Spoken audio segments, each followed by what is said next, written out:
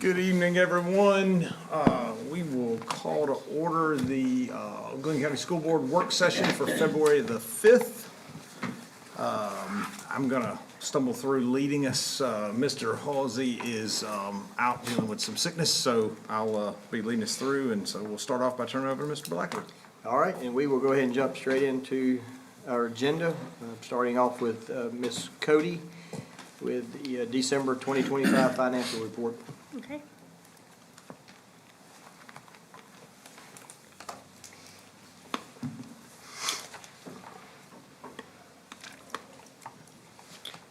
All right, so in December, we did not have any budget amendments for the general fund. So our general fund continues to be in a strong, stable position as we move through the fiscal year. Revenues were at 68% of the annual budget, while expenditures were at 46%. The budget position as of December was 50%. This alignment is consistent with where we would expect to be at this point in the fiscal year.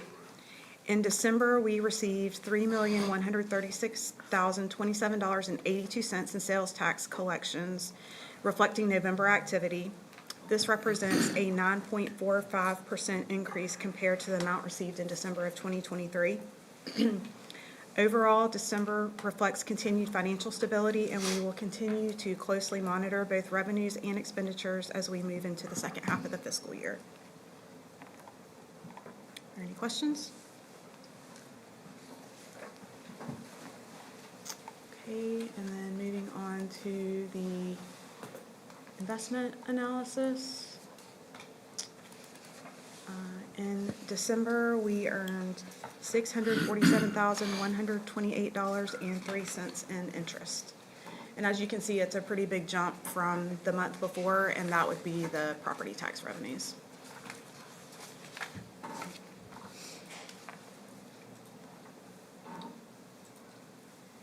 Any questions?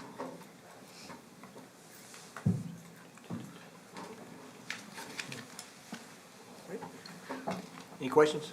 All right, we will move straight ahead to facilities update with Mr. Haywood.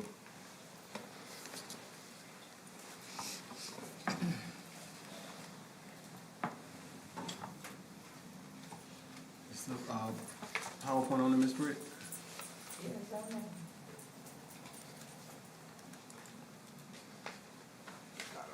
I'm not so good either.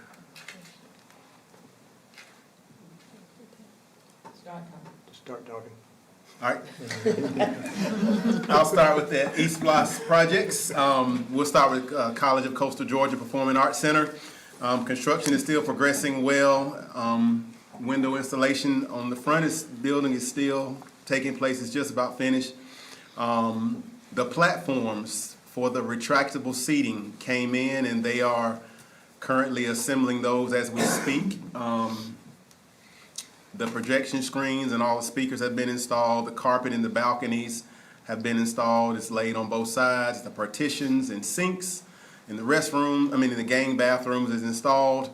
And now the projected completion date has been pushed further back into March due to some shipping delays with the snowstorms and the ice that we had to kind of deal with.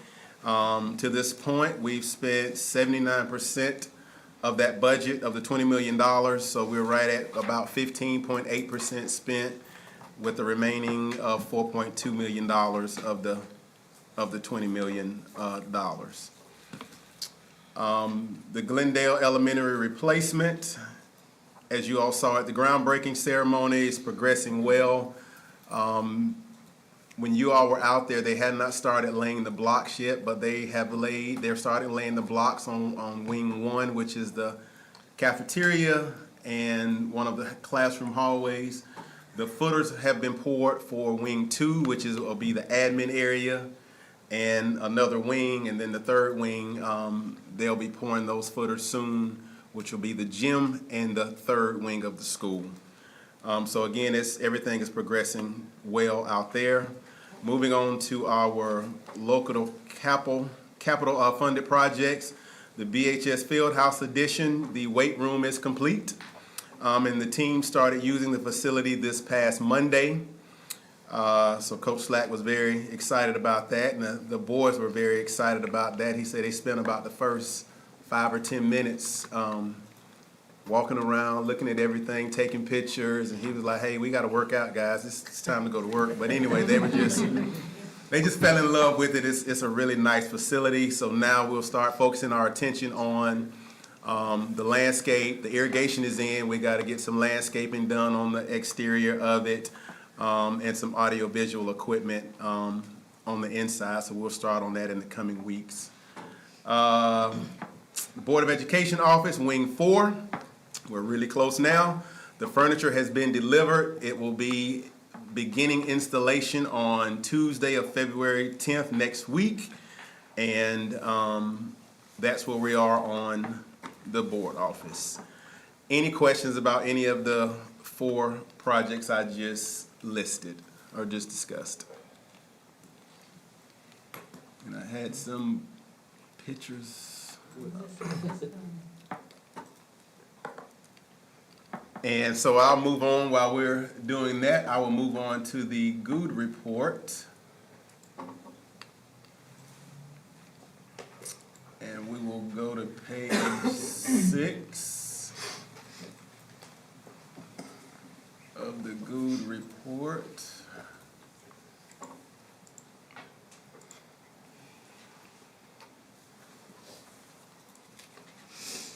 And as you can see, our latest collection, we took in $3,449,630.01. And this is a little over $300,000 more than we took in the last month. And this is our, as you can see, this is our 3rd highest collection with eSPLOS 5. To date, we've collected a little over $29.5 million in eSPLOS 5. So, and you can see the comparison from 2 years ago, where it was at the just under 3.1 million to where it is now each month with collections. Any questions on the good report? We now have your hand. We are good. So let me refresh.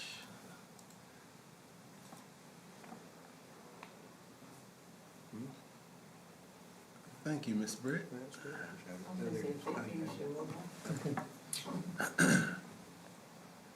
All right, so this is everything I just talked about. Now you get the visual. All right, again, the Performing Arts Center, like I said, these windows have really been a big deal, and you can see they've also installed the awning over the front main entrance right now. That's the biggest difference. Windows and this awning being installed is the biggest difference on the exterior right now.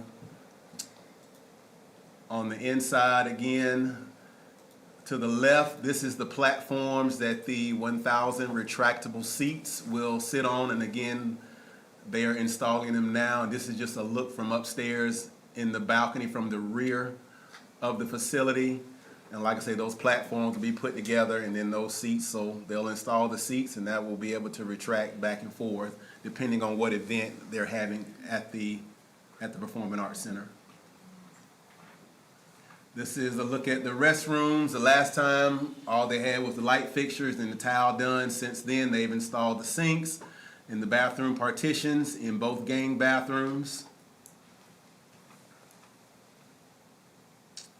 And this is a look at the projection screen is up. This is where the stage will be in this area. And again, that will be a movable stage. I asked the guy, he said ballpark, the stage will be about 60 by 40. And it can be made into a smaller stage if need be, contingent upon the event that's going on. But it will go in this area, and it's about a 60 by 40. This is a look from the balcony, the carpet. This is carpet here. They have it on both sides. They've got that completed. Then moving on to Glendale Elementary replacement.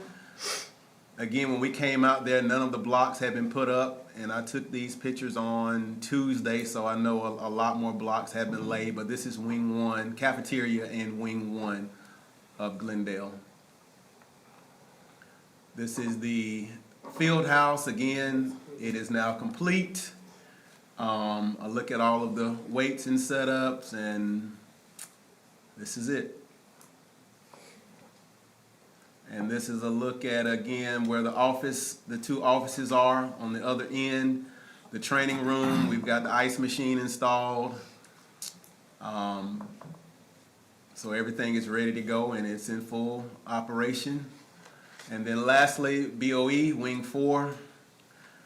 As you can see, they've been grinding the floors, and they'll look exactly like the floors throughout this building at Terrazzo. A look into the little kitchenette here, and then I just added a couple pictures. There'll be 5 PL rooms on that hallway on the right. This is one of the PL rooms, professional learning rooms. And then this is just one of the office spaces in that, in Wing 4. And like I said, they'll be bringing furniture. Well, the furniture's here. They'll begin installing Tuesday, February the 10th. So thank you, Ms. Britt, and that is all I have. Any questions for Mr. Haywood on the facilities update? If not, we'll call Dr. Deppenhart up with the Skills USA chapter update.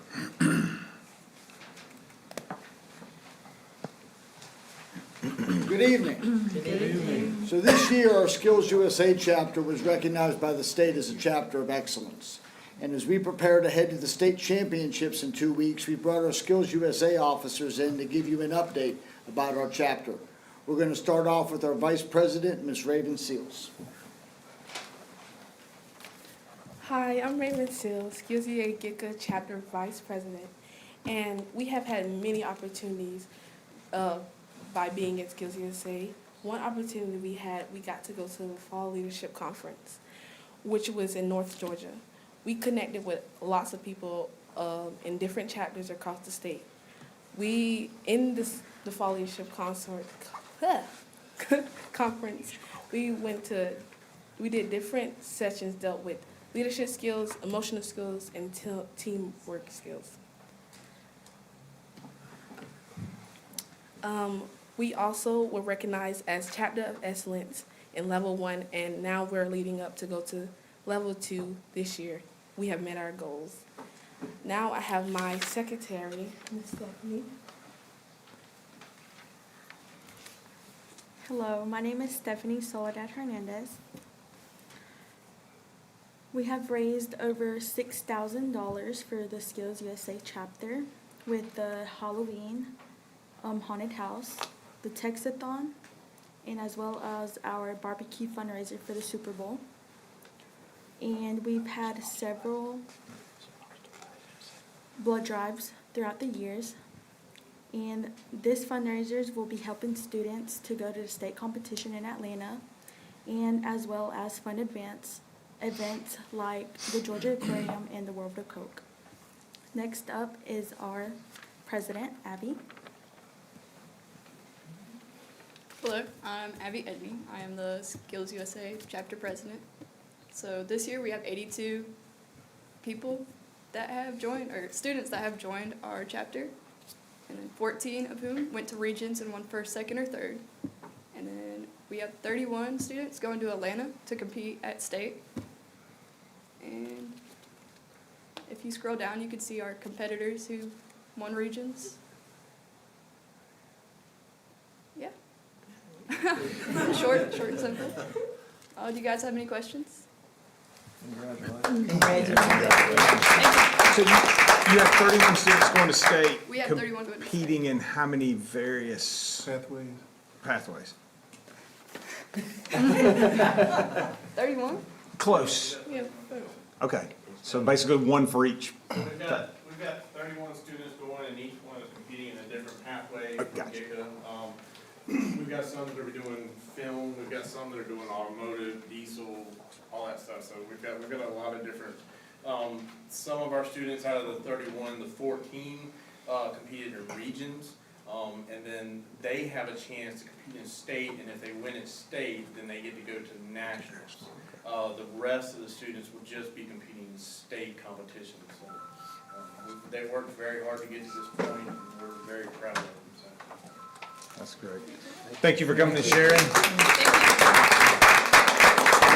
Thank you. Chair.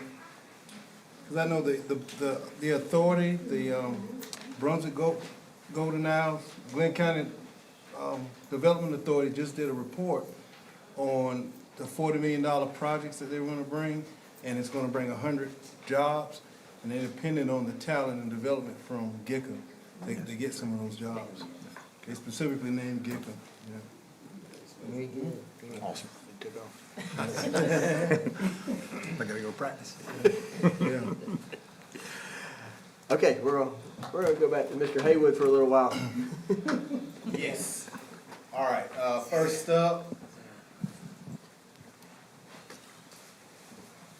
I'm asking the board to please approve the guaranteed maximum price of $359,095.00 from R.H. Tyson Construction. And again, this is for the board renovation of Phase 5.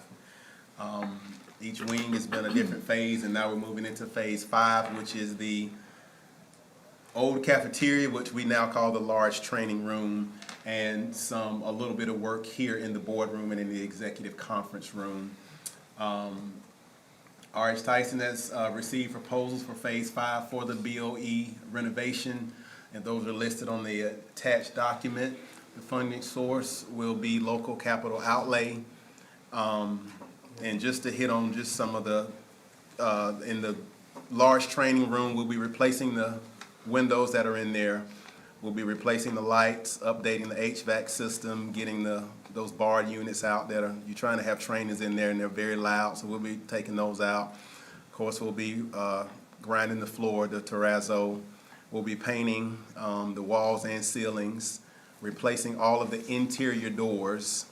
And also in that price, that GMP price is a $20,000 kitchen brick repair allowance. There's some structural damage over the existing kitchen where the roof not the roof, the brick is leaning a little bit. So there's an allowance in there because we don't know exactly what it's going to cost until they get in there and can see what causes that brick to shift like it did. So there is a $20,000 allowance within that budget of $359,095. So I'm asking the board to please approve the GMP for Phase 5 of the board office renovation. Is that the last planned phase? Yes. Of the renovation? This is it. So about when do you expect it to be completed? Well, we're gonna work around, of course, board meetings because in here, we're gonna replace, where it's all windows, there's only gonna be 4 windows in here now. They'll be evenly spaced out. There'll be 1 window in this room here, and then the work in the work that'll go on in the cafeteria, large training room. I don't have a definitive date on that work right now, but I will make certain I get it by our next board meeting. I was just Yeah, curious. we're trying to arrange it so we can still have our meetings in Right. here and Yeah. not disrupt everything. So it's kind of, there may be a period of time where there's no work going on, just as we're kind of waiting for a window of opportunity. You know, maybe that week during, or that month during July when we really don't have a meeting, or sometime during there, so. Yeah, it'll that be makes sense. strategically planned. Will the kitchen remain in the old cafeteria? It will remain, It'll but be it won't be usable? used Okay. as a kitchen. Okay, so you won't be replacing any of that? No, ma'am. So that $20 million is a max, so there's no change over No. it. That's 20 million. that's 20, the line. it's I mean, 20,000, that's a max. That's a yes. I'm so used to looking at millions. Yeah, we dealing in thousands today. Yeah. There's also a little bit of a contingency in there. We also have some contingency funds that are left in the Phase 4 budget, that if we did have an issue, there would be more than enough to handle any problem that may be occurred. All right, my second request is for the Glynn Middle School gym floor replacement. Please approve Knight Hardware Flooring out of Lawrenceville, Georgia, to replace the gym floor at Glynn Middle School in the amount of $165,985. This project is being funded through eSPLOST 5, and it is contracted through Sourcewell, and you can see the contract number. And just a summary of it, the current gym floor has some extensive termite damage. We noticed some buckling outside of the playing surface, playing court. And we took a decent section out and did some observation and saw some termite damage underneath. So we're just going to go ahead and demo that entire floor. Yates Astro will come in. We've gotten that estimate. Yates Astro will come in. They will treat the slab. They will treat the perimeter of the building as well. Once they get done, their treating will take a day and a half or so. Then Knight's Flooring will come back in and install the new flooring back at Glynn Middle School. This will be a summer project, and at max it'll take about a week and a half. And we're very familiar with Knight Flooring. They do good work there. They did the gym floor at the auxiliary gym at Glynn Academy. So that'll be a summer project. I'm just shocked by the age of the school and these termites. What was done proactive rather than now we're reactive? What? Well, we get a, when you get a school built, you get a warranty, and then once that initial warranty runs out, then it's kind of on us to take care of it. We had some issues at Burroughs Millette, same thing with termites, and we came in, Yates came in and treated it, put the bait stations out all around the school, and that's kind of remedied the problem. But we've had some issues out there at that site. Is it location? Is that kind of? I honestly feel like it's a lot to do with location out there because of what was there prior to the school being built there. And with schools in general, I mean, they come in through the slab of the concrete, just like they do in your house. In a school, often just due to the nature, sometimes they're not detected as early as you might in your house, because most of it is masonry construction, so stuff doesn't start, showing the sign of it until it's Floors you buckling. got to start the floor starts buckling and then. Well, my orkin man came on Friday at my house, and now there are 3 kinds of termites. I didn't know that. But I've got those little green stations everywhere. Uh-huh, They the come bait in and stations. inspect everything, Yep. and I thought, it was right after I'd read this, and I'm going, how did that happen there? So now Yates Astro will provide another warranty for that, Once they do it. What about Jane Making? That's the next one that was built right after Glynn. Right. They have any termite damage? Do we have any? I don't know if we had termites. We've had a lot of honeybees in that I one. heard about the termite. Yeah. As long as it's not bad. No termites Didn't get any yet. honey, but that- Don't get Had a any lot of bad. honeybees there. Woodbines have them bad. No termites yet at Jane Making, and hopefully it stays that way. The areas where we do find them, we do usually get the bait stations installed. Glenn Academy, we have, a lot of the buildings there are covered with it, but, Like I said, Burroughs Millette was the most recent one that we had to go in and put bait stations around that entire facility. How often do you inspect? Kind of like Mr. Blackman was saying, it's kind of at a as need. Once the warranty wears out, because they just don't show themselves because it's block walls, masonry, and once you see the first sign of, then we get them to come in, do an inspection, and they'll say, hey, they're in this central area right here, located right here, or we need to do the entire building. But is it every 3 months or 6 months? well, on the buildings where there's actually a warranty, no, I mean, the company, I think they may go every quarter maybe or something, It's is the way they do it. Yeah. Will we have a contract with them that they would check it? Oh, yes, once they complete this work, this summer, yes. They have the it'll warranty be as long back as you under continue warranty. to pay. How long is the warranty? It's as long as you pay, That's what I was gonna ask. just like she pays for working at At her my house. house, yeah. All right, the next one I have is surplus vehicles. Asking the board to please approve the attached list of surplus vehicles. The attached list of vehicles will be auctioned or disposed of in accordance with the Glynn County Schools policy. We have 5 vehicles that are no longer being used at this point, and have some issues, but I'm asking that the board approve for these vehicles to be auctioned off through Gov Deals. What kind of mileage do we get out of them? Just ballpark. 180, 200,000. It just, but I mean, again, those are all, you know, city miles. They're not on the road, so even some, you may have 150,000 miles, but 150,000 miles just riding up around the city is a lot. So, we definitely get, our money's worth out of all of our vehicles before they're surplused out. When you auction them out through Gov deals. Gov deals, you get 100% of the proceeds?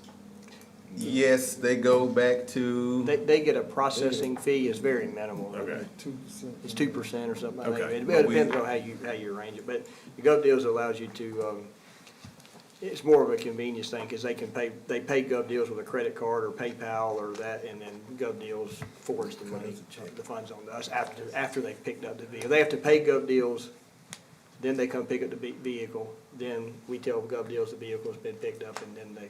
they'll It send keeps us us a- out of title and any kind of that stuff. Perfect. It's worth the admin fee. And the last one, this is the Sterling Elementary replacement roof. I'm asking the board to approve Southeast Roofing Solutions, or SRS, out of Statesboro, Georgia, to replace the roof at Sterling Elementary School in the amount of $2,425,000. The RFQ was posted on the Georgia Procurement Registry and on our Glynn County Schools website. Sealed proposals were accepted and opened on January 20th of 2026. In addition to Southeast Roofing Solutions, we had 2 more proposals from Skyline Construction and Richter Contracting. And I'm asking that the board approve SRS to do that work. Their timeline to do it is to begin, they want to begin in late May. And again, because of that's testing time and students in school, they will work after hours and on the weekends in the month of May. And then once the last day of school, they'll work all day, every day to get it completed. If they have to go, possibly they may have to go into the month of August. If they have to go into August, they will just be doing gutters and downspouts and flashings and copings and different things like that that will not require a lot of banging and a lot of noise and different things like that to disturb the learning environment out at Sterling Elementary School. So, asking again to approve What year did that school come online? 20. Is this the first It's replacement? 2006, 2007, yes. This is the first. This is the first Is roof that replacement. pretty much standard life? 20 years So this, Well, it's a shingle roof now, and we're going back with a standing seam metal roof. So we ought to get more life out of this roof, and it'll be up, this school, Sterling will be up for renovation in around 2028 or so.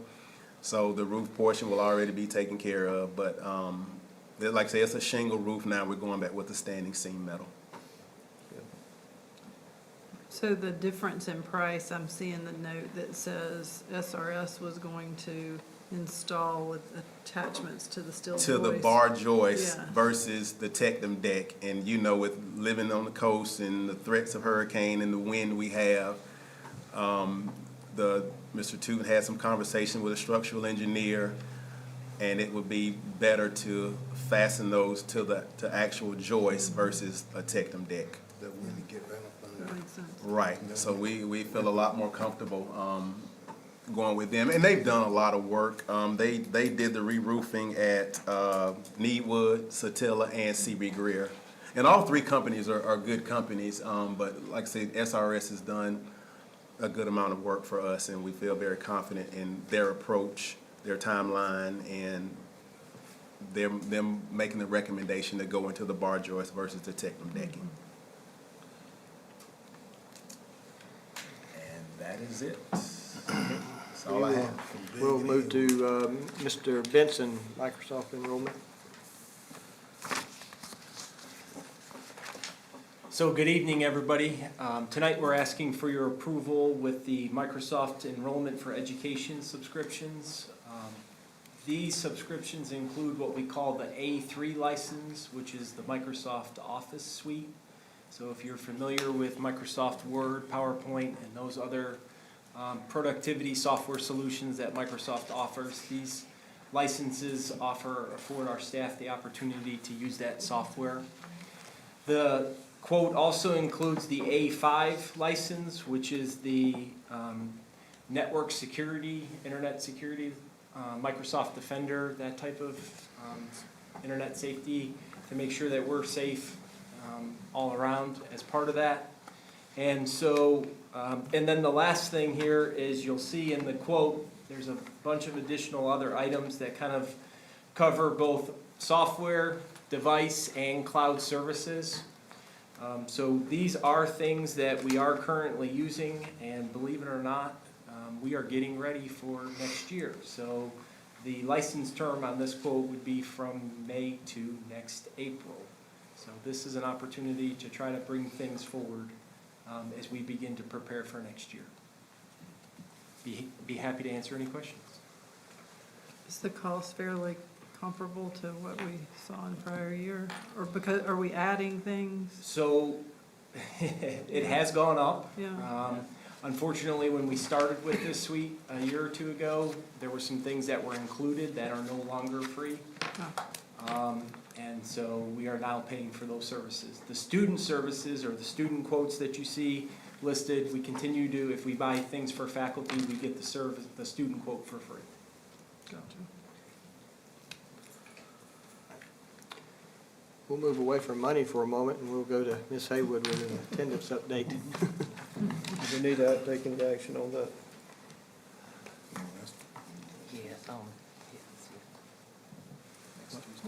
What's that?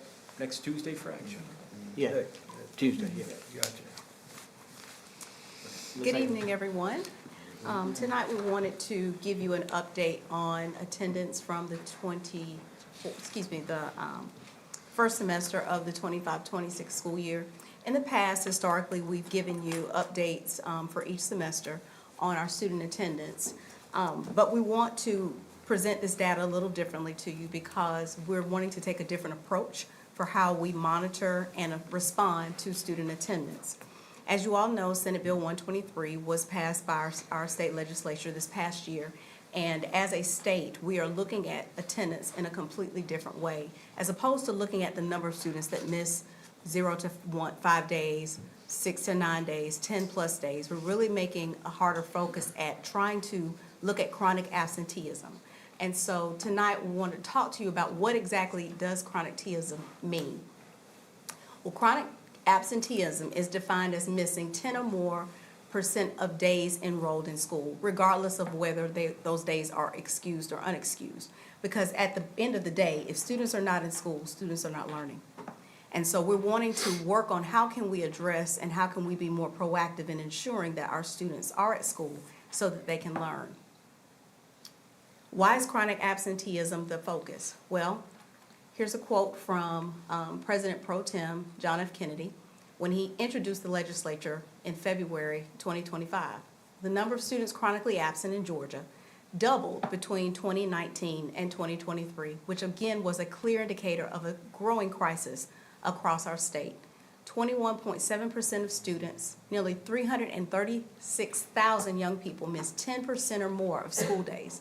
So the other part of that is that Georgia law addressing chronic absenteeism had not been updated in 18 years. And so because of that, we are now looking at it through a completely different lens. So what does that mean for Glynn County schools? Well, last year, the state of Georgia's overall absenteeism rate was 19.5%. Thankfully, Glynn County was at 15.9%.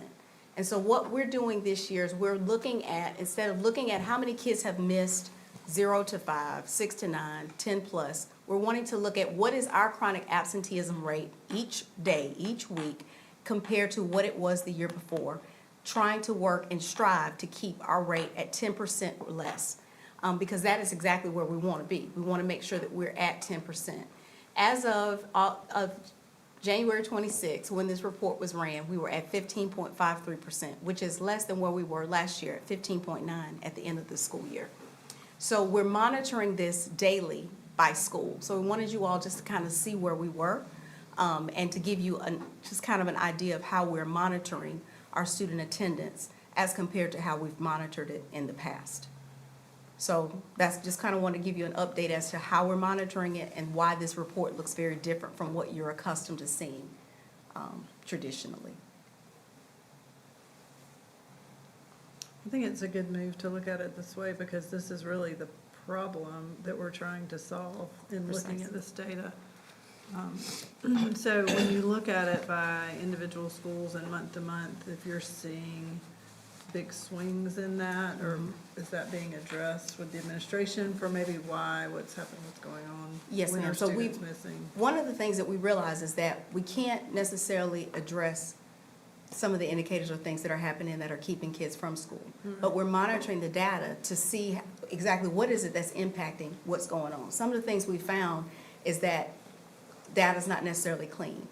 We had a conversation yesterday where we recognized where there was some students that had unenrolled from our schools that were actually enrolled in different schools, and we just needed to make those updates within Infinite Campus to ensure that those days were corrected. Right. Some of the other things that we're doing, we've implemented school and district attendance review teams so that we're regularly monitoring. It's actually something that has been required as a part of Senate Bill 123, but it's also a proactive way of being able to make sure that we're constantly keeping that data in front of us. It's also being embedded as a part of our multi-tiered system of support through Georgia NTSS. We're also providing ongoing professional learning to our attendance clerks, our admins, and also to our SROs to make sure that we're keeping that information fresh and reviewing those systems of how we are monitoring attendance, how we're responding to attendance, making sure that those truancy filings are being done on a regular basis, and that we're keeping that data and keeping that communication with parents, making sure we're responding to those parents, and making sure that we're keeping that data fresh within Infinite Campus. We're also proactively, one of the other things that we've recognized, compulsory attendance applies to children ages 6 through 16. Doesn't apply with pre-K and kindergarten with children who are starting school. So one of the things we've also recognized is how do we start early? How do we start kind of building those habits for our parents, for our babies? And so we've started proactively addressing that through pre-K, working closely with our pre-K director and with Ms. Renee with providing that intervention and that training with our teachers and with our parents, helping them understand early the importance of attending school. So we've started putting some protocols in place and kind of adapting some of our practices that we do with our K through 12 with our pre-K program. We also, and I think I may have shared this with you all before, that we've identified one of our school social workers who works directly with attendance, and she has been a vital part of some of the changes that we've been making within our district as it relates to attendance initiatives. We're also making sure that we're in a compliance with SB 123. There are some things that we have to have in place by June 1, 2026. So we jumped on those things first thing this summer, once those things were rolled out.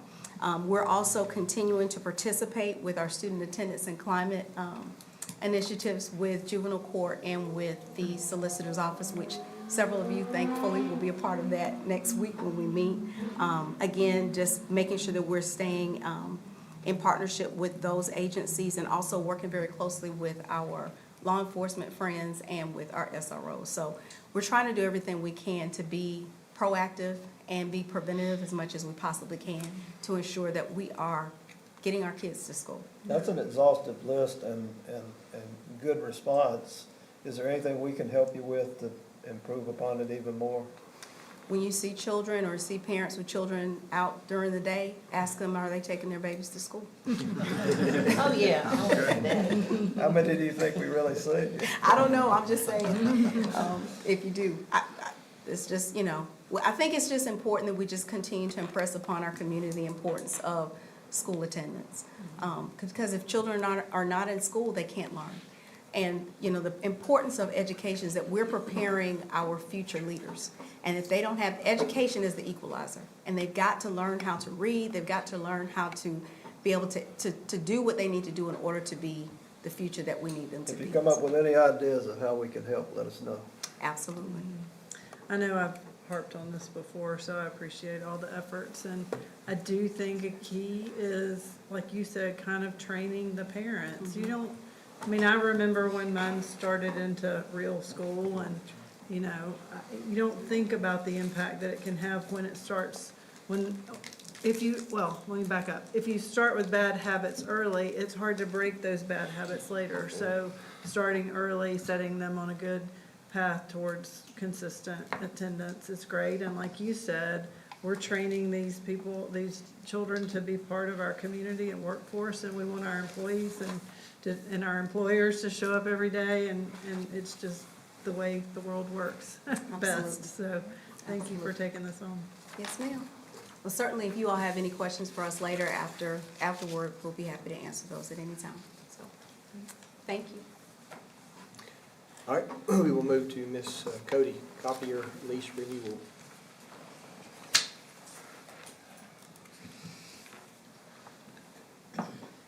Okay, so for the 66 system-wide copiers, we're recommending awarding the new copier lease to Golden Isles Office Equipment, whose main office is located in Brunswick.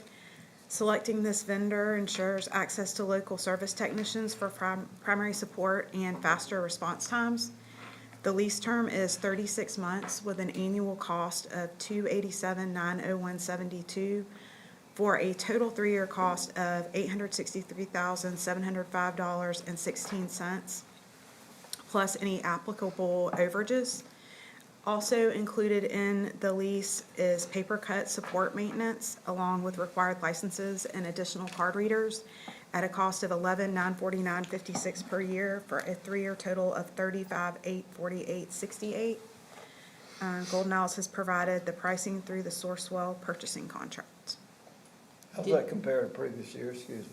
Go ahead. So the pricing has gone up about 27% for the copier lease and about 22% for the paper cut portion. Did we use Golden Isles in the past, or is this a new? We have Golden Isles currently, And how much did it go up? 27%. So we have any other companies that replied to the RFP? We didn't put out an RFP. We did it through the Sourcewell purchasing contract. Do you recommend we do anything differently? I mean, As far as getting a quote? This really is consistent with what we're seeing with everything. I mean, it's just, prices are going up. We did actually add an additional copier, which, obviously is not that much of a difference. But, when we go through the purchasing contract, we're pretty much guaranteed that we're getting a good price. That's just the recommendation. So the 25 million, how do y'all come up with that? 25 million copies? That's exactly what it is right now. Okay. I don't know if that's something that's standard, but that, right now, we're at 25 million, and to my knowledge, I don't think we go over that. So the 25 million and the 500 color is adequate for 3 years? It's, Is that based on 46? past experience, it has been. Okay. And we're keeping the money local. Yes, so I like to do that too. And then when something goes wrong, you got somebody to call You're over. right. A lot of time, they can be competitive, a lot cheaper, but when stuff breaks, you want somebody here.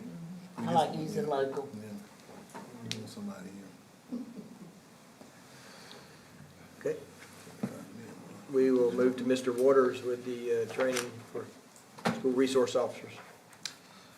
Okay, good afternoon. I think I'm the last person to ask for a few purchases today.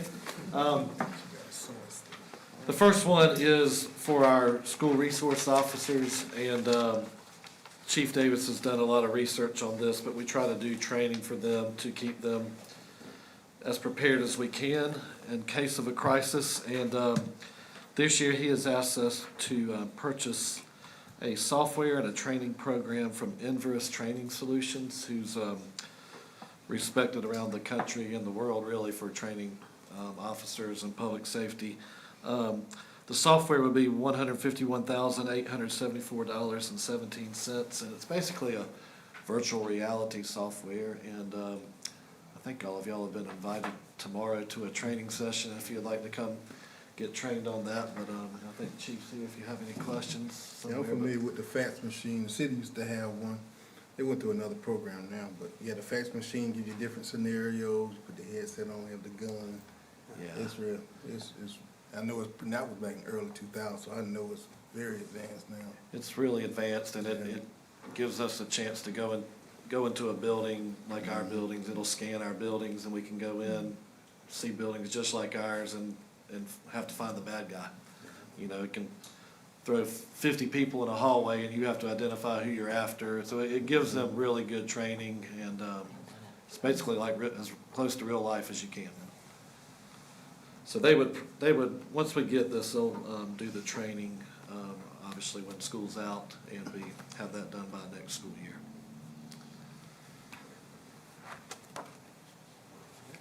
Next. Okay. The next is a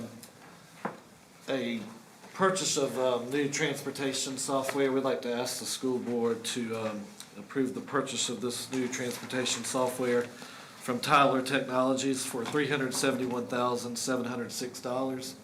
And this technology would begin next school year for the 26-27 year. Just a couple of things. Right now, we're using the Edgelog system.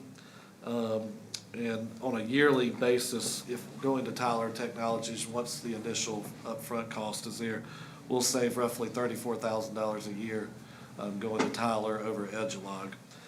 Tyler right now is being used in Bryan County and in Effingham County with great success. And the keys to it are mainly the routing software that it offers. It's up-to-date routing software for our bus drivers. It's real-time software right in front of our bus drivers on tablets. So just the software, and also it gives you the choice, once we can implement it, to scan every student as they get on a bus and off a bus, which that's obviously going to have to be piloted, start small and grow. But that's our goal eventually for the safety of all of our kids, is to track them and scan them when they get on the bus and off the bus. So this is up to date. One thing I do want to tell the board is in year one, we would like to pilot this program.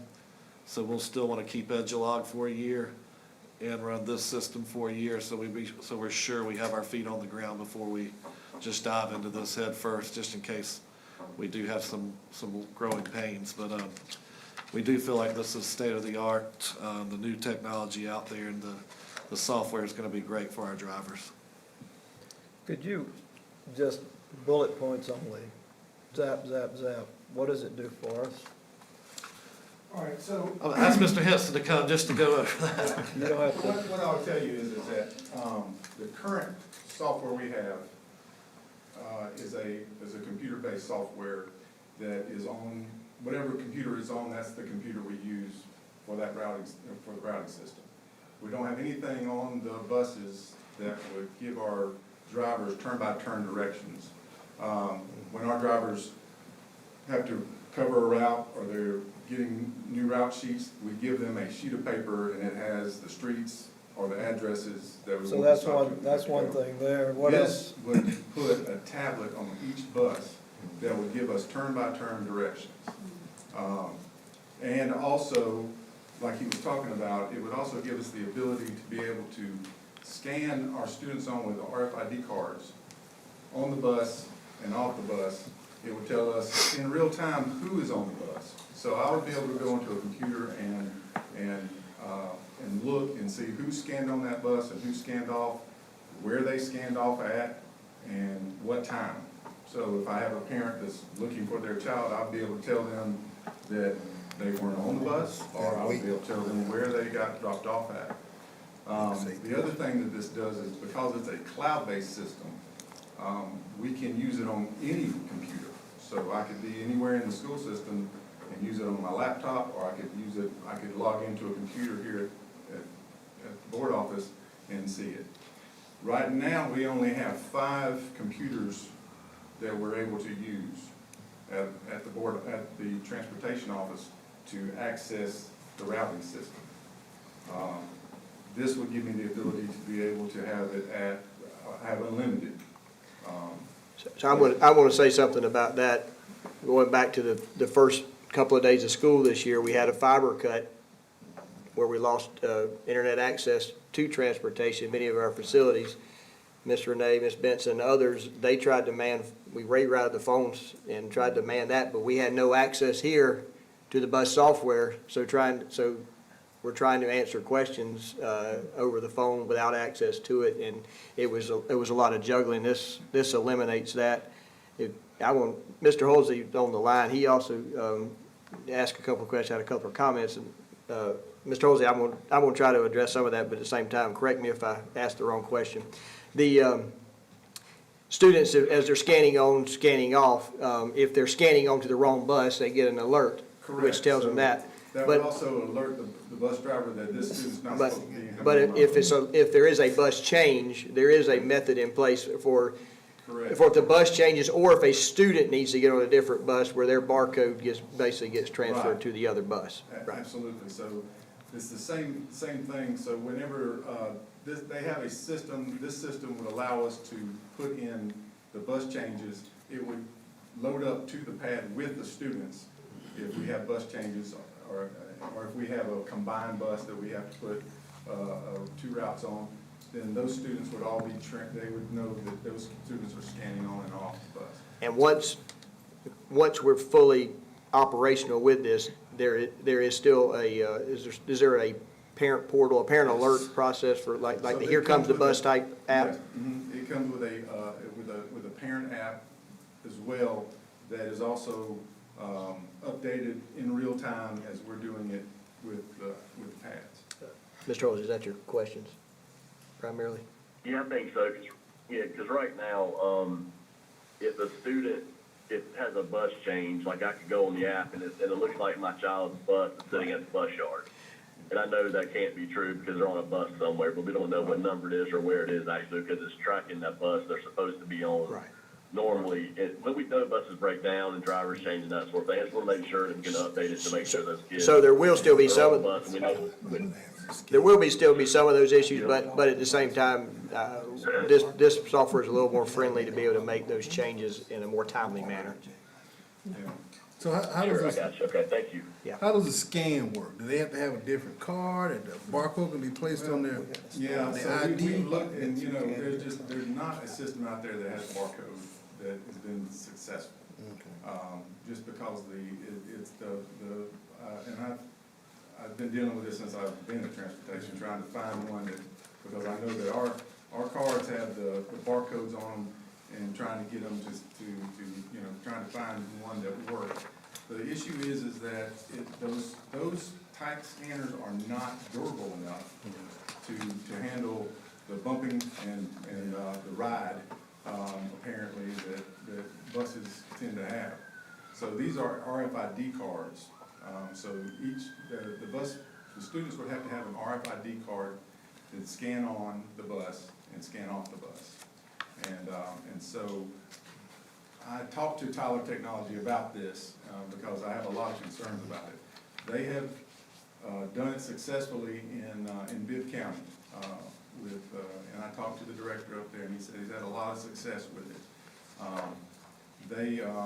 We would be, part of the price that you have for that year one would be purchasing the RFID cards as well for the students for the scanning on and off. So there's something else they gotta keep up with, the ID and that Possibly, card? yes, well, yeah. I mean, So we they gotta have to put keep new up, some of policies them have a hard in time place? keeping up with the ID cards they got, so it's, Yeah. but it would, but the other thing is that if they don't have their card, the driver can go on and load them manually.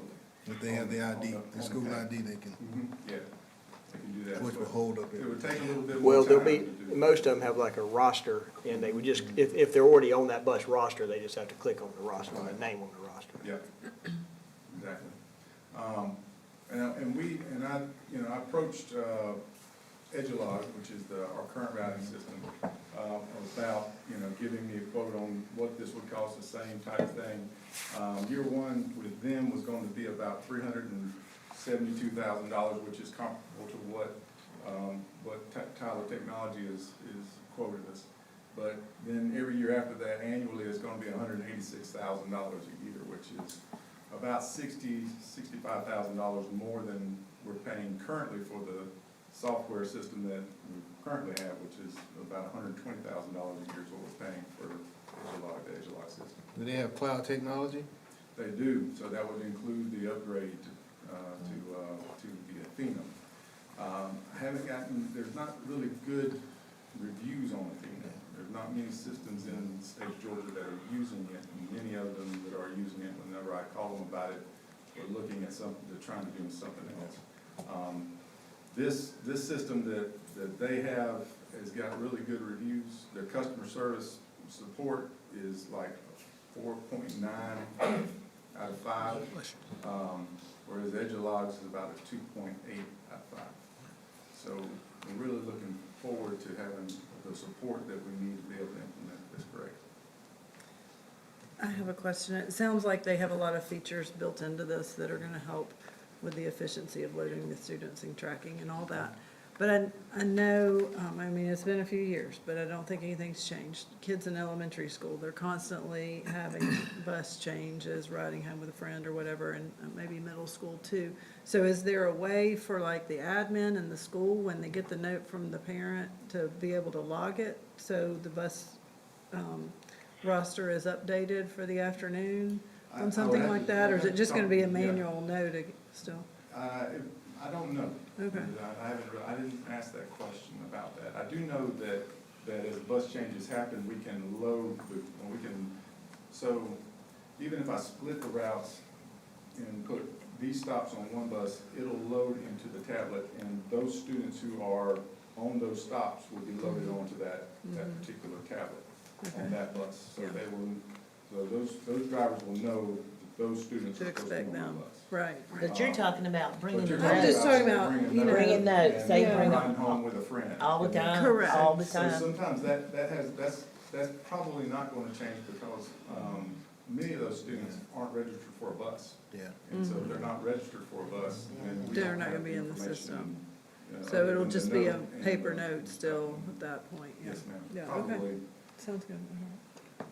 So making sure I'm clear, because I love the scanning on, scanning off in real time, but am I understanding correctly that we might not be doing that in the first year? All right, so the rollout piece, that's the toughest part. Okay. Okay, so what our plan is we're getting those routes loaded up into the system, getting the tablets on the bus, right, day one, and getting the routes started with the kids on the stop.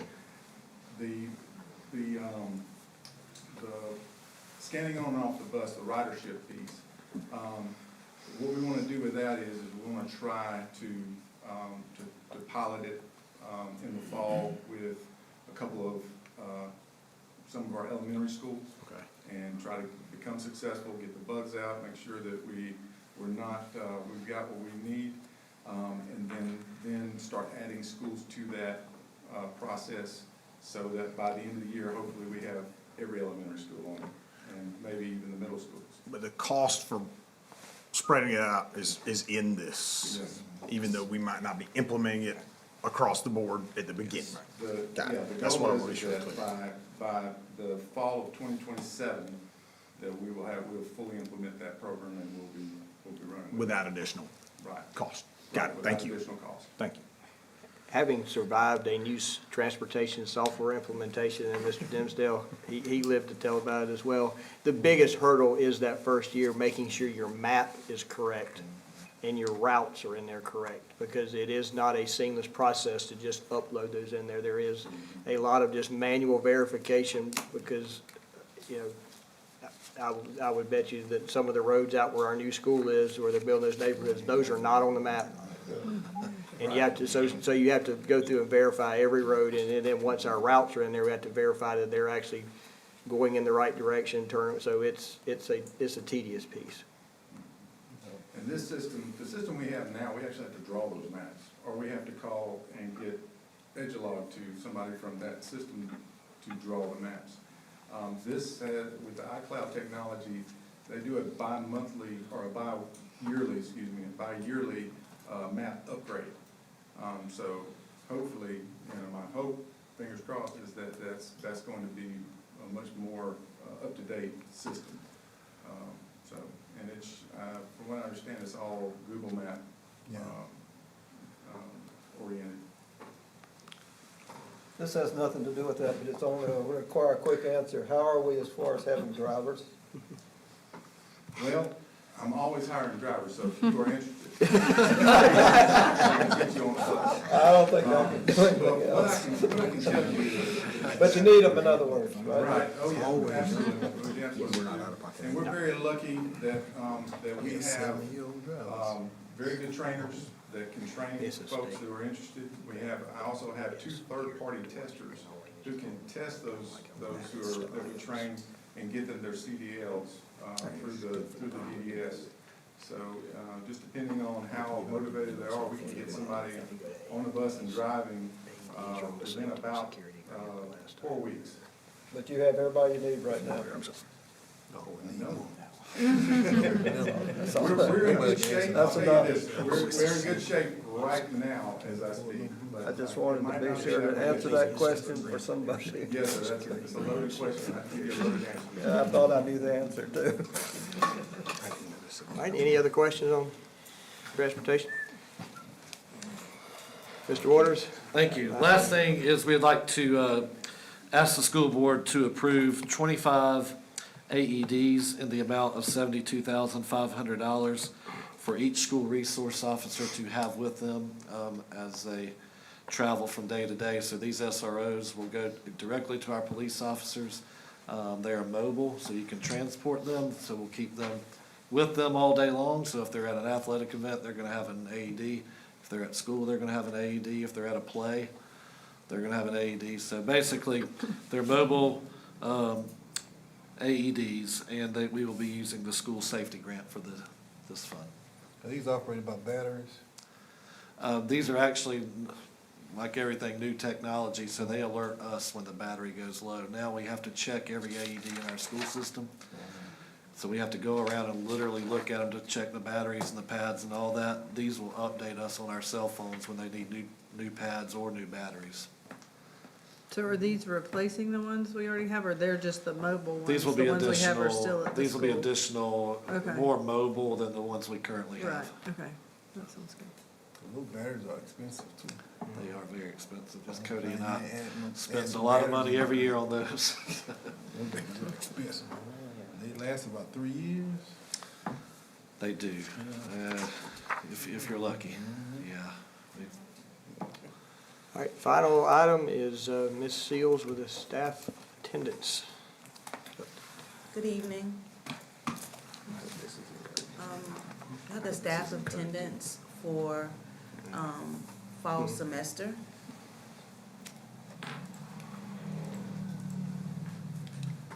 And I have to say that for each grade band, you'll note that the overall attendance for schools at each grade band overall is 96%, some being a little higher than 96%. But overall, our staff are, for the most part, are coming to school, are coming to work.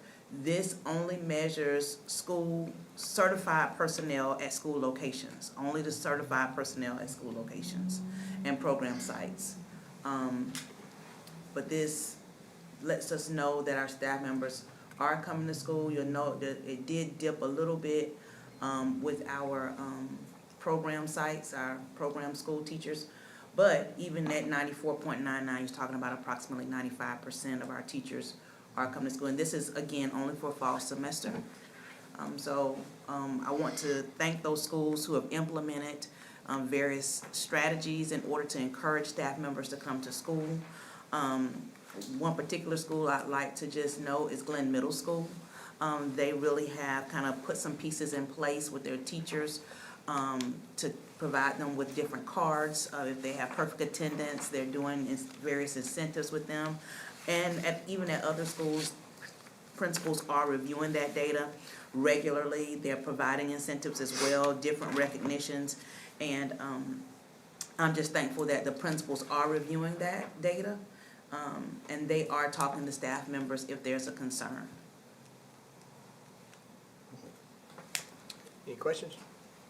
Is there any way we can get, wait, first question, what is the recommended, percentage that the state has? Does the state have a number?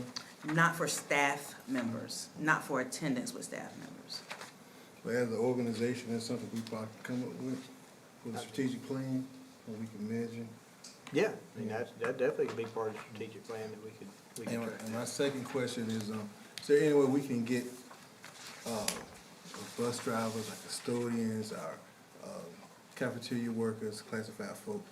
And definitely the check. same, because we're gonna look at some challenges, about making some changes about, pay and stuff like that. We definitely wanna have that data right there that we can look at to see if anything that we do will impact that, that number, if it has impacted.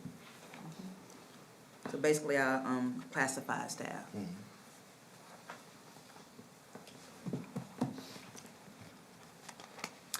All right, any other questions? I just wanted to note, I mean, real quick, like you said, there's a little bit of a dip with the special programs, even though they're, fairly in line. But if you look at the 10 or more days of absences for elementary and middle, they're both 3%.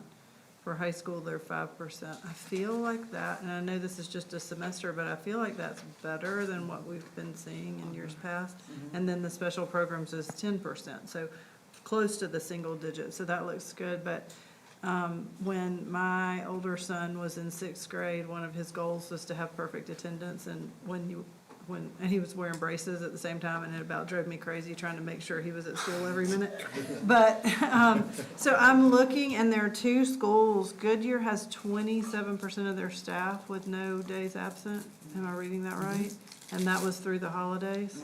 And then the other one is Risley at 23%. So whatever they're doing, maybe we need to, it's hard to get perfect attendance. It's good to still see the 1 to 5 days, but the 0, that's to be applauded, because I know it's tough. So, thank you. Thank you. Right. That concludes our agenda. Very good. We entertain a motion to enter into executive session for land, legal, and personnel. So move. Second. Motion by Mr. Jackson, second by Ms. Lee. All in favor? Unanimous? Unanimous?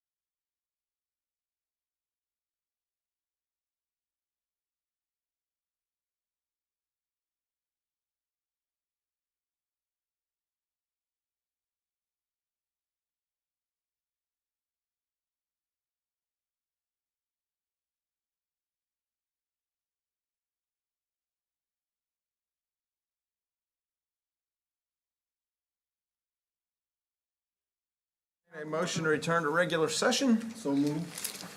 Motion by Mr. Jackson, Second. second by Ms. Lee. All those in favor? Aye. Unanimous. All right, if there any other discussion anybody needs to, or anything, if not, we'll entertain a motion to adjourn. So moved. Mr. Jackson makes the motion to adjourn, Second. second by Mr. McVeigh. All those in favor? Aye. It's unanimous. I didn't even raise my hand.